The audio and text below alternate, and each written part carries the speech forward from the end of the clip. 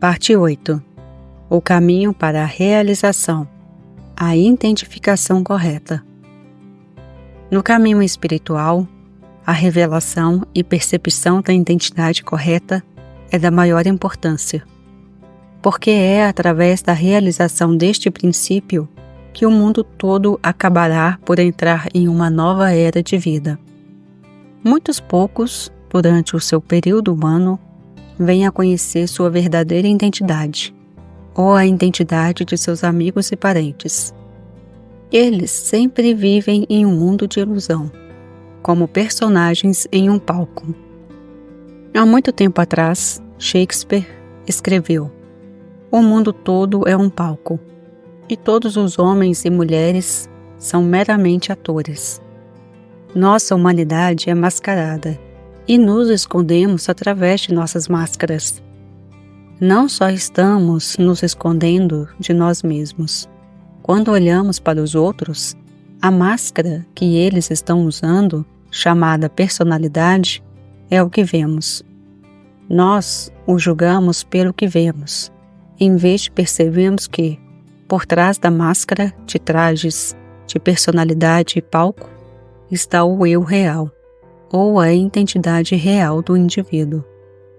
Enquanto persistimos em julgar uns aos outros pelo que parecemos ser, todos nós estamos tomando parte em um grande baile de máscaras, olhando um como Romeu e outra como Julieta, um como Hamlet e o outro como Satanás, nunca percebendo que, por trás do baile de máscaras, existe um ser imortal que nunca nasceu e nunca morrerá, que é uma manifestação individual do divino.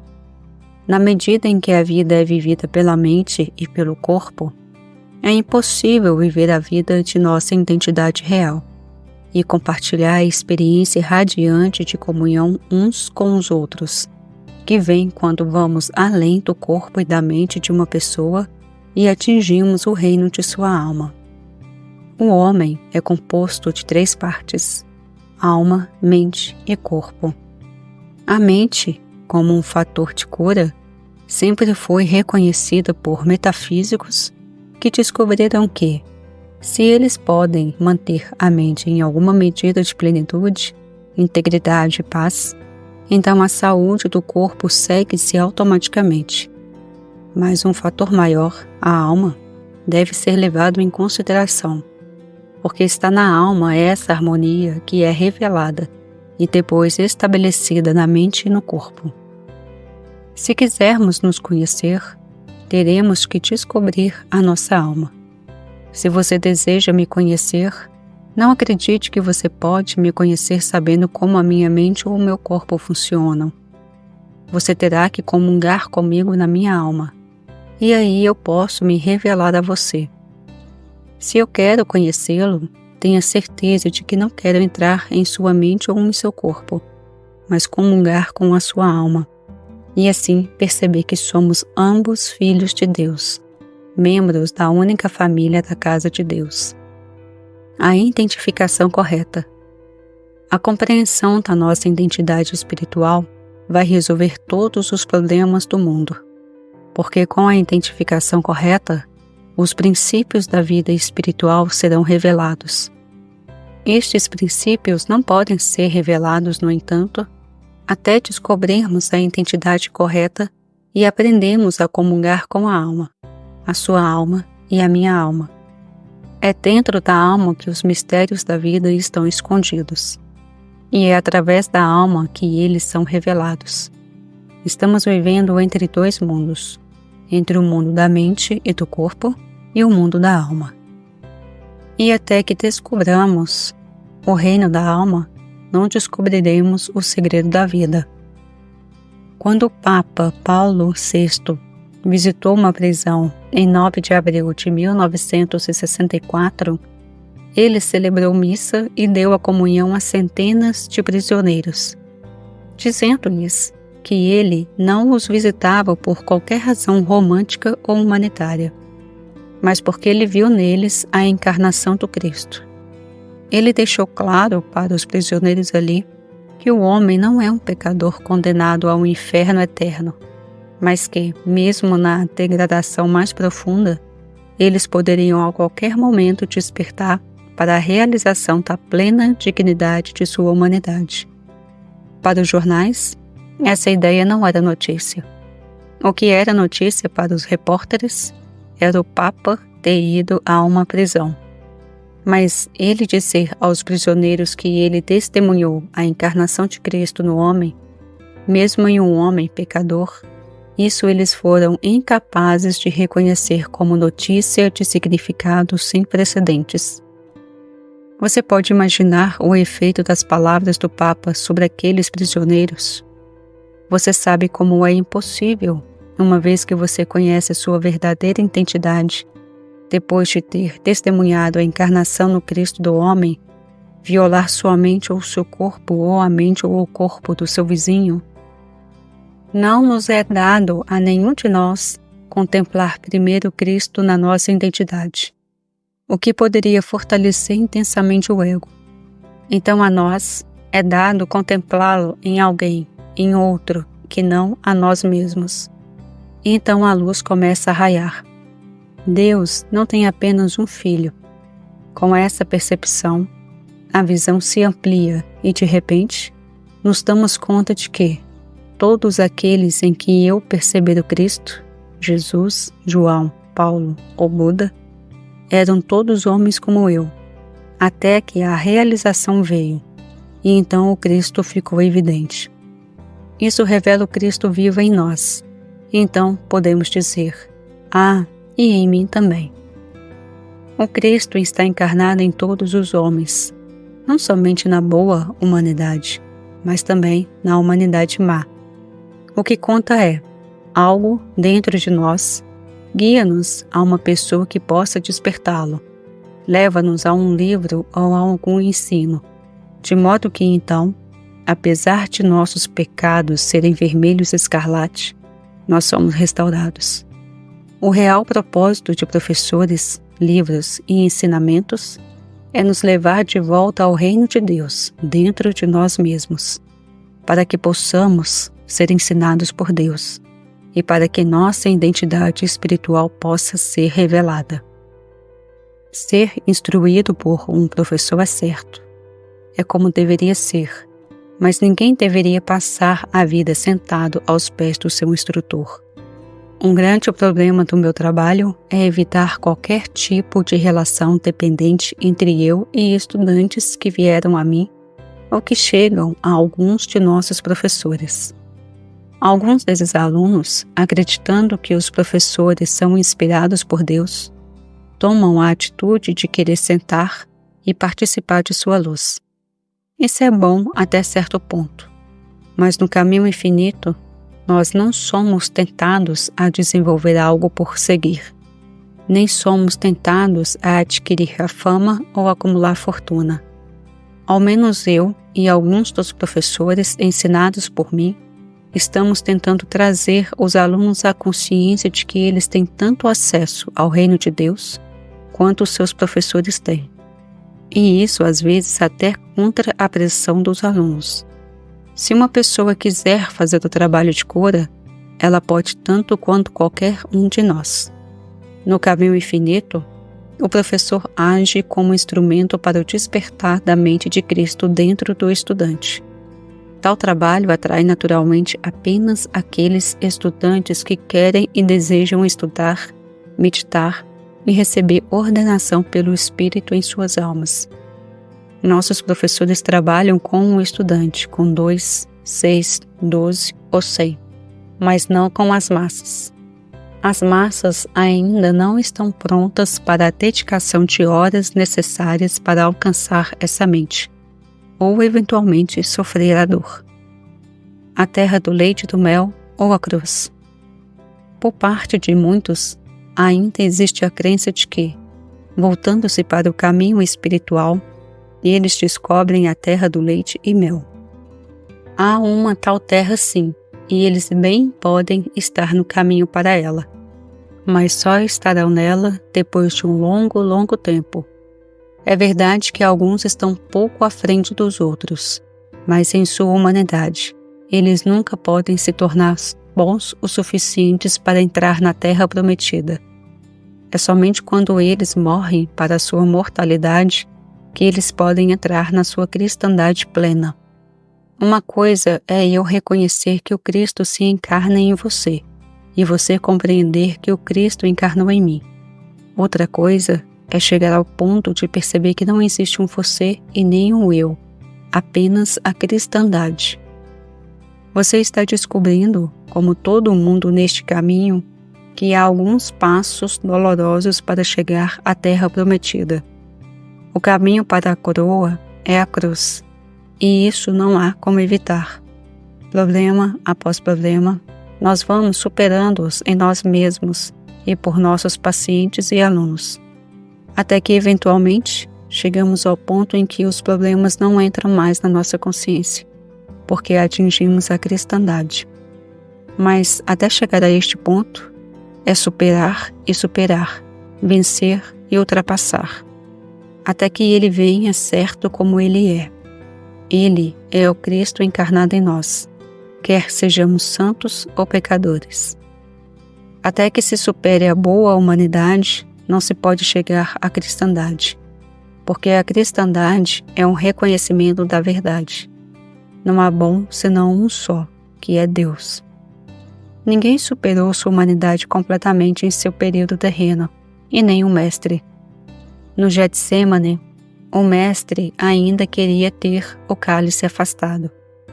Ele ainda queria que seus discípulos orassem por ele. Isso é humanidade. No estado de cristandade, não precisamos que ninguém fique acordado ou ore por nós. Isso porque nem temos cálices para afastar.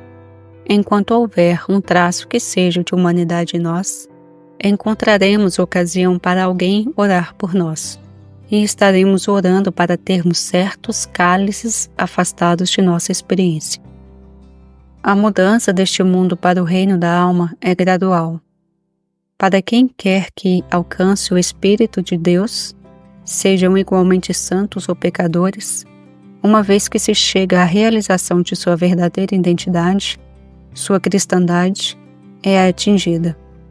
Ainda que seja apenas um primeiro vislumbre que começa a surgir a partir do mundo do sentido material para o mundo da consciência espiritual, no mundo da mente e da matéria para o reino da alma. Aqueles de nós que tiveram um vislumbre de nossa alma ou da alma de outros, perceberam que só existe o reino da alma em cada um de nós, um reino diferente do mundo em que vivemos. Esse mundo, que é composto meramente do clima e da paisagem, da saúde e da doença ou da riqueza e da pobreza. Quanto mais nos elevamos na realização de nossa identidade crística, maior o grau de agitação interior. As coisas e pensamentos que eram inteiramente naturais para nós, quando vivíamos totalmente no reino da mente e do corpo, tornam-se muito desagradáveis quando chegamos ao reino da alma. Histórias profanas e obscenas ferem os ouvidos. E apesar de não haver pecado em fumar e em beber, exceto quanto há uma excessiva indulgência sobre isso, essas coisas tornam-se ofensivas para nós, depois que permanecemos ainda que por um momento no reino da alma. Todas as pequenas trapaças e enganos da vida humana começam a configurar um conflito interno. Entrar no reino da alma não é, na verdade, um tipo de salto para viver nas nuvens e, a partir daí, não ter mais consciência do resto do mundo. É uma evolução gradual, de fora deste mundo para o mundo da alma. Eventualmente, quando avançamos o suficiente no reino da alma, essas coisas que uma vez nos foram tão desagradáveis já não nos irritam tanto, e às vezes nem sequer são registradas em nossa consciência. Outro aspecto difícil quanto a viver entre dois mundos é que quando começamos a testemunhar a desumanidade em grande escala no homem para com o homem, quando alguns dos problemas mais profundos dos nossos alunos e pacientes se forçam sobre a nossa atenção, encontramos-nos reagindo, Mas como somos capazes de ascender e elevá-los acima dos seus problemas, então vêm os momentos de paz e felicidade. Sempre os outros momentos têm que ser experimentados. Mas isso não ocorre quando atingimos a cristandade plena. Eu duvido muito que, com a consciência no presente, Jesus Cristo se perturbaria com os cambistas e agiotas do templo ou chamarem alguém de víbora. Duvido até mesmo que ele veria ou ouviria qualquer coisa que despertasse esses sentimentos. Em vez disso, conforme algo assim atingisse a sua consciência, isso seria curado, dissolvido ou removido. Estou certo de que, quando ele esteve na presença da mulher adúltera e no ladrão na cruz, não sentiu qualquer horror ou repulsa. Ele não era nem mesmo ciente da presença de iniquidade. Ele apenas foi tocado na consciência, e isso foi dissolvido, sem lhe trazer qualquer ressentimento. Isso deve ser verdade, porque eu também sinto essa mesma falta de reação a um pecador individual ou pecadores, a pobreza ou a doença. Mas eu ainda sou afetado pela maldade, mesmo que esteja com a consciência nas regiões celestes. Eu ainda sou tocado pela desumanidade do homem para com o homem em uma escala nacional e internacional, por líderes que traem a confiança que lhes foi confiada, prejudicando assim uma população inteira. Eu ainda reajo a algumas dessas coisas assim como o mestre deve ter reagido aos males que chegaram a ele. Mas eu sei que ele se elevou além disso, e dia virá em que eu poderei fazer o mesmo. Um dia poderemos contemplar o Cristo em nossos presidentes, em nossos congressistas e nos ditadores do mundo. Em vez de vê-los como eles parecem ser, vamos curar um mundo nacional e internacional. Talvez você ache que isso é fácil, mas não é. A causa é a desordem e a desarmonia que existem dentro de nós mesmos. E é por isso que este caminho não é fácil. Existe persistência até o dia em que poderíamos olhar diretamente para a alma daqueles que consideramos os mais malvados e então contemplarmos a encarnação de Deus. Podemos ter certeza que, quando existirem pessoas capazes disso, haverá paz permanente na Terra. Além disso, as crianças da geração vindoura nascerão como a encarnação do Cristo, porque os pais vão concebê-las não em um momento de luxúria, mas nos momentos de amor. A realização espiritual é a meta do caminho. Temos que deixar este mundo e chegar ao mundo superior. O espaço entre os dois mundos é chamado de o caminho, ou a via no sentido material para a alma. Nós não podemos entrar no reino da alma, exceto por meio de uma atividade da verdade em nossa consciência. Assim como a identificação correta é o começo do trabalho espiritual, a meta é a realização espiritual, para que possamos entrar em união consciente com Deus, em consciência da nossa verdadeira identidade. Mesmo quando estamos resolvendo problemas específicos, lembremos que a resolução de problemas não é nosso real propósito no estudo espiritual e na meditação. O objetivo é a realização, ser pleno de Deus, ser preenchido totalmente pelo Espírito de Deus. Quando vamos a Deus, temos que ir pelo dom de Deus, não por um coração, fígado ou pulmão. O dom de Deus é um impulso espiritual que toma forma na mente e, em seguida, surge como um corpo harmonioso. Mas se não recebermos esse impulso, nunca teremos a forma. O dom de Deus não é dinheiro, não é automóvel, uma casa ou uma propriedade. O dom de Deus não é nada que participe de uma natureza material. O dom de Deus é algo de uma natureza espiritual incorpórea, e quando recebemos esse dom, ele se traduz em nossa experiência de forma tão tangível que pode muito bem ser como veículos, casas ou propriedades. Um compositor recebe um impulso na mente que toma a forma de uma melodia, e depois a melodia sai da voz. do piano ou do violino. Também o inventor recebe um impulso que toma forma como uma ideia. Então ele pode levar a ideia e moldá-la como um telefone sem fio ou qualquer outra coisa. Mas Deus não pode dar ao inventor um telefone ou qualquer coisa de natureza material. Se oramos pelo dom da consciência da presença de Deus, a mente interpreta esse conhecimento na forma de algo tangível, que pode ser compartilhado. Princípios espirituais são os tesouros que guardamos no céu. A saúde humana ou a riqueza humana podem desaparecer. Mas se temos o Espírito de Deus em nós, Ele restaura até os anos perdidos que o gafanhoto comeu. Joel 2, versículo 25. Portanto, que diferença faz se perdemos ou doamos tudo o que temos, desde que tenhamos o Espírito de Deus, que é a substância de tudo? Há apenas um motivo real para qualquer um que já entrou no caminho espiritual. Ele pode ser realizado, preenchido pelo Espírito de Deus. Em tua presença há plenitude de alegria. Salmos 16, versículo 11. A plenitude. Poderíamos ter plenitude de alegria sem saúde, abundância, boas relações ou moradia? Caso contrário, como poderíamos ser plenos? Como poderíamos estar cheios de alegria? Mas quando estamos plenos, descobrimos que não estamos plenos de modo que possamos ser felizes, saudáveis ou prósperos.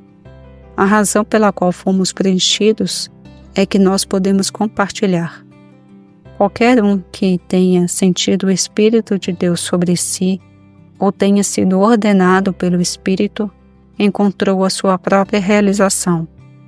Alguém poderia pensar que uma tal pessoa deve ser feliz, mas ela não é feliz até que ela saia e tente ensinar e pregar, mesmo que acabe na cruz. Ninguém que recebeu isso pode gozar sua realização, até que comece a compartilhá-lo. O que vai acontecer quando o mundo despertar para o fato de que Cristo está encarnado em todos os homens, em vez de apenas em Jesus, e não apenas em todos os homens bons, mas também em todos os pecadores? O que acontecerá quando este mundo começar a entender por que a chuva de Deus cai sobre os justos e os injustos? E ela de fato cai sobre os justos e os injustos. Por quê? Porque Deus está encarnado no homem. Deus se manifesta como homem. Ele soprou sua vida em nós. E é a sua vida que nos dá frutos ricamente, como a saúde do nosso corpo, de nossa mente, casa, negócio ou profissão. Deus é onipresença. É o mesmo para todos, mas ninguém tem Deus até que o experimente. Atingir a experiência de Deus é a realização de todas as coisas acrescentadas, sem pedir e sem falar. Através da oração e meditação, nós temos o poder de entrar na presença de Deus. E nesta presença, estamos na presença do cumprimento de todas as coisas adicionadas a nós. Olá pessoal, aqui é Daniela. Espero que estejam todos bem. Chegamos ao final da parte 8 do livro Vivendo entre Dois Mundos, de Joel Goldsmith. E eu queria deixar uma pequena contribuição aqui sobre este capítulo, sobre esta parte, sobre a realização de Deus, principalmente sobre vermos o Filho de Deus nos irmãos, nas pessoas. É sobre uma mensagem que chegou para mim, um significado que chegou para mim durante uma meditação, que fala sobre a fé. Essa fé que hoje em dia muita gente usa, na lei da atração, que é acreditar que se tem, acreditar no que se é, antes que tenha ou que seja. E esse significado que chegou para mim, que eu quero compartilhar com vocês, porque eu achei muito importante e muito fortalecedor, é usar essa fé de se ver aquilo que é invisível, a ter fé naquilo que é invisível, nas pessoas e em nós mesmos. É dessa forma que a gente consegue enxergar o Cristo nas pessoas, é com fé, porque realmente muitas vezes não conseguimos, por causa dos nossos sentidos, por causa das nossas memórias do passado, ver uma figura, ver uma luz em determinadas pessoas, principalmente aquelas na qual existe alguma ranhura entre a gente. Mas a fé é isso, é você olhar e acreditar no que não se vê com os olhos físicos, não se sente com os sentidos humanos. É olhar para o seu próximo e ver que ele tem um Filho de Deus, um Cristo, um você, né? Eu gosto muito, eu faço muitas práticas para chegar a essa realização que Joel Goldsmith fala. Sempre, em qualquer momento que eu estou na rua, que eu estou em casa, não importa com quem seja, saber que eu estou falando com outro eu, uma parte de mim que está vivendo uma outra vida, uma outra percepção de vida. E que ali existe um Filho de Deus, porque eu sou um Filho de Deus. Então, esse foi o significado que chegou para mim sobre a fé. É você olhar para alguém, olhar para o outro e ter fé, acreditar mesmo que você não veja, mesmo que você não sinta, que ali existe um Filho de Deus, tá bom? É isso que eu queria deixar para vocês. Eu espero que tenham gostado. Deixe o curtir, o comentário, compartilhe o vídeo para que mais pessoas recebam essas mensagens. Quanto mais pessoas estiverem no caminho espiritual, é melhor para todos, porque todos somos um e precisamos nos elevar a consciência da humanidade.